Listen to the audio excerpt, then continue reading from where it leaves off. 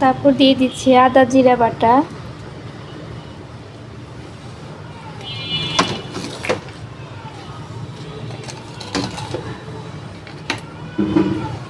আমি প্রথমে বলেছি ঝাল হবে, তাই শুকনো মরিচ একটু বেশি করে দেব।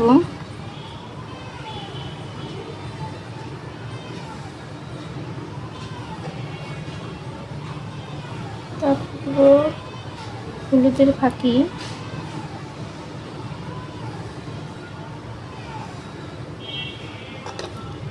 এখানে আমি সরিষার তেল ব্যবহার করব।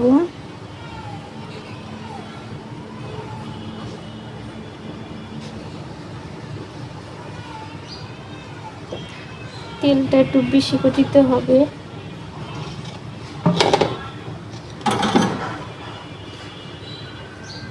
তারপর দিয়ে দেবো টমেটো। আমি এখন ভালো করে মাখিয়ে নিব।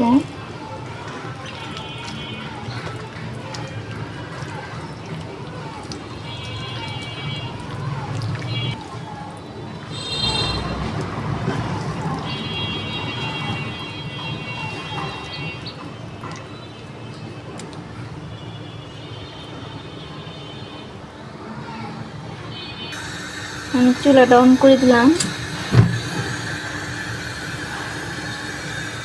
এখন আমি ঢেকে দেব। আস্তে আস্তে হবে, জালটা কমিয়ে রাখতে হবে।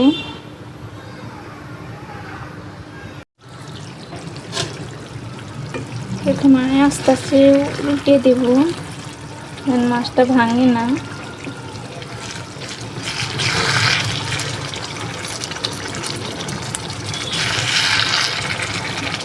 সুন্দর একটা গ্রান বেরিয়েছে, সাথে সরিষার তেলের সেন্ট।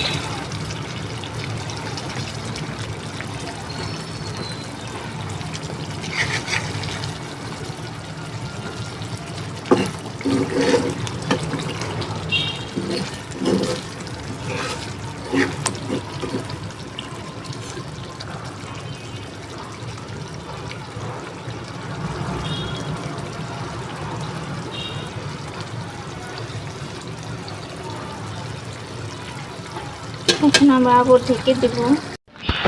দুপুরে রান্না শেষ আমার। এখানে রুই মাছের তরকারি আর এখানে লাল চিংড়ি।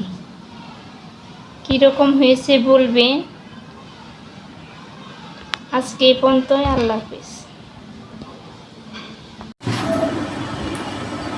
এটা হচ্ছে কচুমুখী ভর্তা,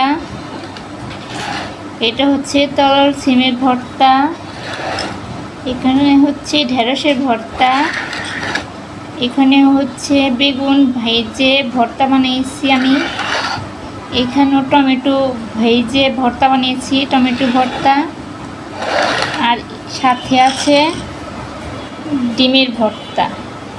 আমার ভর্তাগুলো কীরকম হয়েছে বলবেন।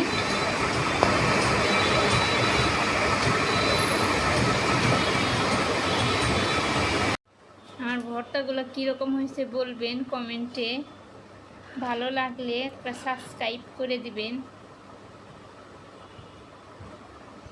আজকে এই পর্যন্ত, আল্লাহ হাফেজ।